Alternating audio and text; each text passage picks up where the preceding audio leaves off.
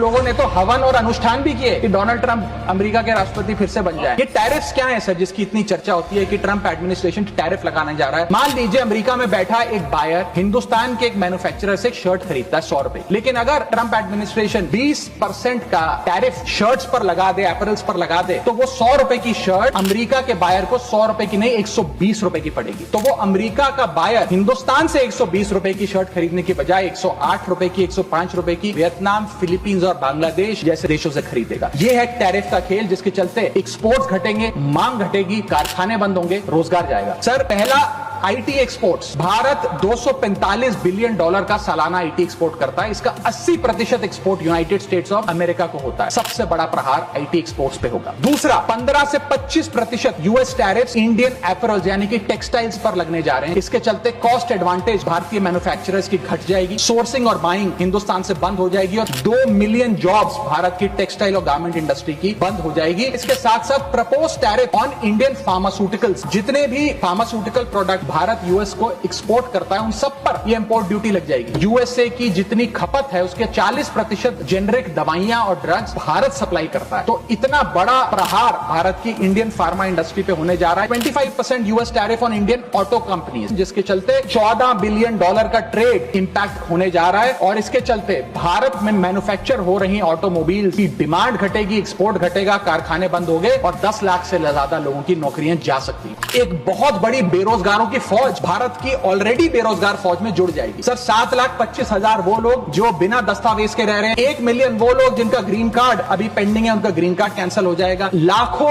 H1B visa applicant जिनका H1B visa मिलना अब नामुमकिन सा हो गया है। और उसके अतिरिक्त भारत में जो टेक्सटाइल्स, फार्मा, आईटी और ऑटोमोबाइल इंडस्ट्री है उसमें जॉब ले ऑफ्स होंगे। सर मेरा आखिरी पॉइंट, भारत की फॉरेन इनवर्ड रेमिटेंसेस घट जाएंगी, भारत का फॉरेक्स रिजर्व घटेगा। सर वर्ष 2024 में डॉक्यूमेंटेड एंड अनडॉक्यूमेंटेड प्रवासी भारतीय जो यूएस में रहते हैं उन्होंने कुल मिलाकर 111 बिलियन डॉलर भारत भेजे। यानी कि जब उनकी नौकरियां ही नहीं रहेंगी तो वो क्या पैसा भेजेंगे। जब वो पैसा नहीं भेजेंगे तो भारत के फॉरेक्स रिजर्व्स घटेंगे और फॉरेक्स रिजर्व्स घटने की वजह से रुपया और कमजोर होगा और डॉलर और मजबूत होगा। सर भारत की कॉर्पोरेट टैक्स कलेक्शंस में 3 से 4 हजार करोड़ का नुकसान होने जा रहा है और इन्फोसिस, टीसीएस जैसी बड़ी बड़ी कंपनियां अब 80 से 90% अमेरिकी लोगों को नौकरियां देंगी। भारतीय जो H1B वीजा पे वहां काम कर रहे हैं उनको निकालने का काम शुरू होने जा रहा है। कुछ लोगों ने तो हवन और अनुष्ठान भी किए कि डोनाल्ड ट्रंप अमेरिका के राष्ट्रपति फिर से बन जाए, लेकिन उसके बदले हमें हासिल क्या हुआ, पहला झटका जो ट्रंप एडमिनिस्ट्रेशन ने दिया वो भारत को दिया।